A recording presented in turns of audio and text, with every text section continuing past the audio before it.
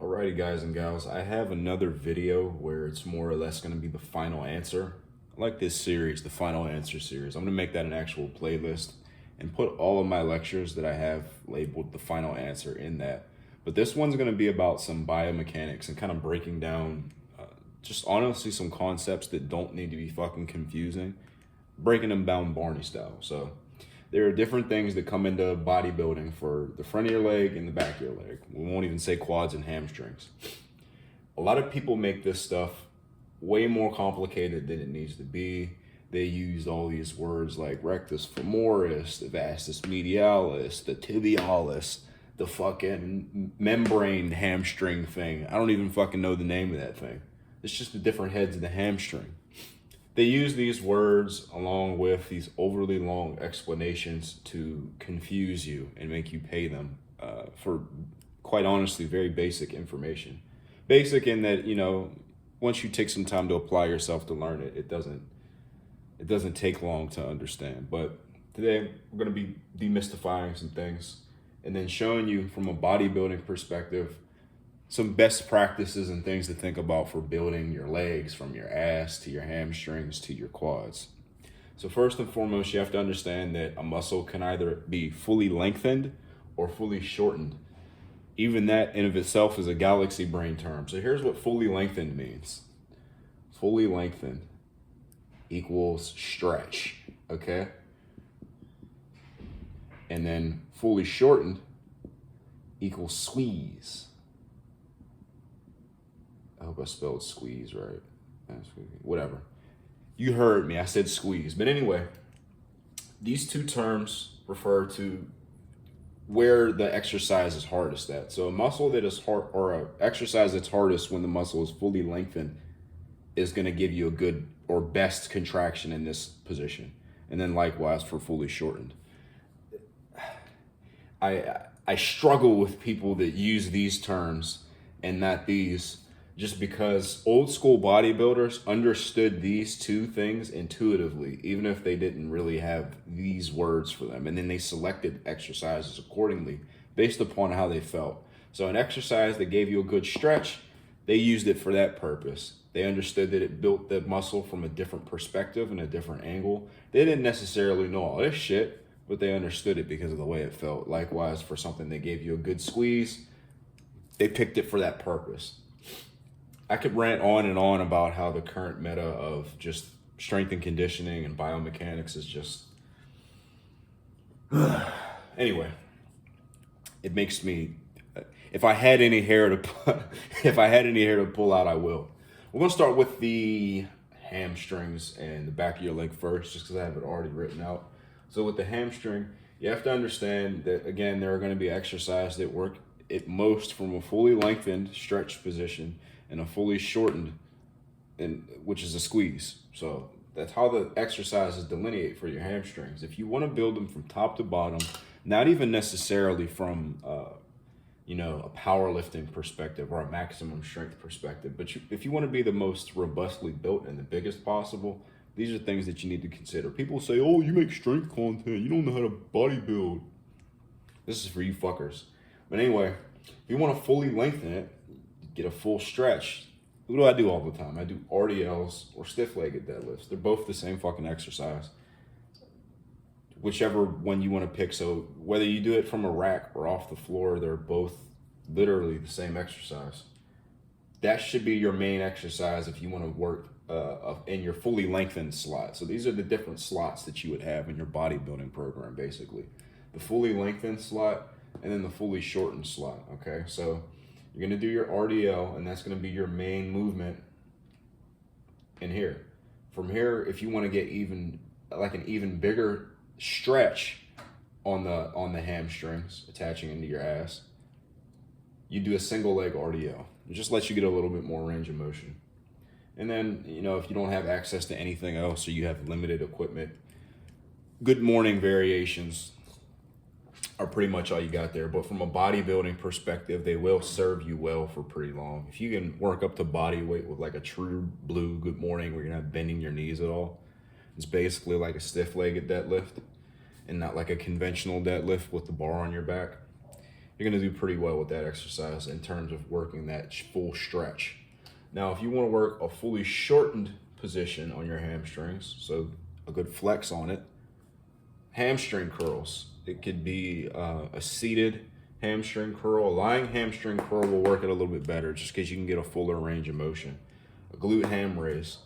If you don't have access to either of those two things and you're in a home gym or something, you could do I guess hamstring curls on a medicine ball, or barbell hamstring curls where you're hanging off of it, your feet are on a bench and you're curling yourself into it. Although that wouldn't work it from a fully shortened position. You get somewhat of a shortening effect on it, like somewhat of a squeeze, but it wouldn't hit quite like these. These are the best exercise. So if you're looking for something to add to your home gym, don't necessarily look for the seated hamstring curl. If you can get something that lets you do lying hamstring curls, or if you get Jimmy Rig, something like that, that's going to be your go-to. Very simple. That's how you build your hamstrings. Pick these exercises and variations of them and progress them for the rest of your life. That's how you get jacked hamstrings. People talk all the time about how my hamstrings are so big. I really don't do anything but this and that. You know what I mean?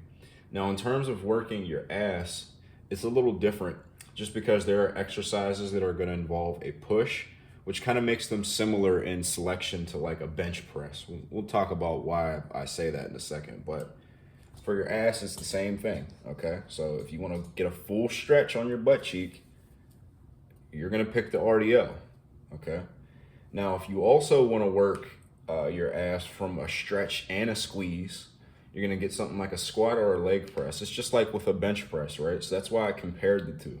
When you have a bench press or something like a hammer strength chest press, you're working some degree of abduction and adduction. What that does with your chest muscle is that it stretches and it squeezes it. It's the same concept with the squat or leg press or anything where you're pressing with your legs. You're stretching your ass at the bottom and you're squeezing it at the top. Now, that's not to say that it works either of those things the best, but it will work both of them synergistically. Now, if you just wanted something that gets a good squeeze on your ass, a glute bridge or a glute or a hip thrust or anything that has that sort of motion where you're extending at the hips and flexing your ass at the top. It's very simple. Now, for calves, calf raises, literally just if you want to orient one head of the calves versus the other, just turn your toes more out or in. I'm not even going to use adductor, abduct. I hate these I understand that they're the scientific terms, and when people first become personal trainers or physicians or whatever, they tend to use these things, these terms, but the average person just doesn't give a fuck about them. Like, they don't know what abduct means unless they learn it, but they know what stretch and squeeze means and go in and out. It's a word of advice to you PTs that are on the newer side, man. Like, make shit simple for people. People treat strength and conditioning a little bit too much like it's a medical science. I mean, I guess it is, but nobody's using medical terms in the gym. They're fucking lifting. So don't be a fucking nerd. Even if you understand these things intimately, it should always be your goal as a trainer or a coach to make these things make sense to a person that isn't necessarily as interested in these things as you are. Anyway, I digress. Quads and adductors, okay? If you want to work your adductor, you're going to bias things that cause... Shit, that arrow is all fucked up. That cause your knees to track more inward when you come out the bottom of the hole. When you take your stance out wider, that's going to cause your adductors to work harder. For every little bit that you push out your legs this way, an equal and opposite reaction has to happen in the opposing muscle groups. Likewise, if you bring your legs closer, it's going to be less adductors and more abductors, more glutes. Golden tidbit. Now, that's just generically in terms of just how you would work those muscles. I really want to spend a lot of time or I guess the rest of the time, just because you don't need to know any more than that in terms of how to work your adductors or abductors. And then you get to isolate the adductors on the adductor machine. Likewise with the abductors, your glutes, okay? So that's not complicated. This isn't either, but it does have more intricacy to it. We're gonna go through the fully lengthened. So I'm just gonna say this time, stretch, and we'll give it some room, squeeze.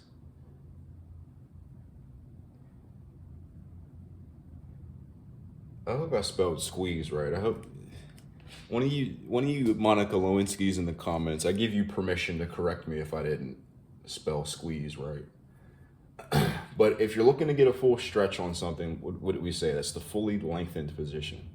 The more, okay, so if you think about squats, think about, I'm trying not to explain this like a fucking gigabrain, but I am going to use a little bit of science here. Let me direct your attention down here. So let's just say you have a, we use the blue because this red is failing me. Bullshit. Okay, so let's just say you have a rubber band, right? Your knee is something that you're going to be bending the rubber band over, okay? So this is your quad, this is your knee. When you squat, the deeper of an angle that you bend relative to your knee, the more stretch you're going to get on your quads. So the deeper you go and the more your knees go over your toes typically, the more you're going to work your quad. For the purposes of hypertrophy, that's a half rep. Okay, I recognize that that's a full rep in powerlifting terminology, but this is a full rep in bodybuilding terminology. This is a half rep. This is a quarter rep, okay? So if you're looking to get a fully lengthened, fully stretched quad, ATG squats. Now there's a caveat to that. The only muscle that you're not really working the best that you can from that fully lengthened position when you go ATG is this right here, the rectus femoris, that big meaty middle exercise or muscle group. An exercise that you could pick to work that is any sort of single leg exercise. Leg. And again, that's going to be ATG. That's not to say that you're not going to work your rectus femoris or every head of your quad if you're doing an ATG squat. But if you want to maximize it, you're going to be doing some sort of single leg squat as well. Now, if you're working a fully squeezed position, what's an exercise that allows you to fully squeeze your quad at the top? It's a fucking leg extension, okay? If you don't have access to that, sissy squats, those are good. And what's one more that you can do? This, like that sissy squat machine that you see me do. I know that's not what it's called, but y'all, the OGs know what I'm talking about. It's that thing where you're, the pad thing is there, and then it's the machine, and you hook your feet under it. That thing, okay? That's another exercise that you can pick as well. And then any band variation that you could pick for that as well will do the same thing. So that's biomechanics, y'all, in terms of how you would build your legs for bodybuilding. Now, in terms of how you would select volumes for these things and how you would introduce variation, there's a couple things you want to keep in mind. You want to make sure that you're still working the fully lengthened or fully shortened positions. Similarly, if you want exercises to have direct carryover to one another in terms of a bodybuilding perspective. So if you're wanting to work a stretch on your hamstrings, you're not going to replace a Romanian deadlift or a stiff-legged deadlift with a hamstring curl. You're going to stay within that family of exercises.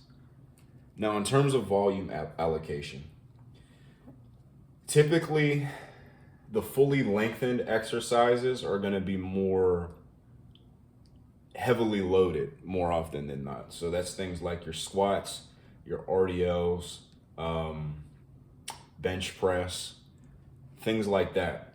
Now, fully shortened exercise, and that's not always the case, it's just typically what you'll see. And then the fully shortened exercises with the good squeeze, those are going to be the lighter tiered exercises. You can do a lot more volume, I've found, with the fully shortened exercises than with the fully lengthened exercises. But it's individual. Just experiment, keep those different things in mind. If you want this series to be continued for things like back, you know, arms, chest, I'm gonna make them anyway. I care what y'all want, but at the end of the day, I make videos for myself as well. If you want to see these included in this final answer series as well, go ahead and let me know. If y'all have any questions about this short little lecture, also please let me know.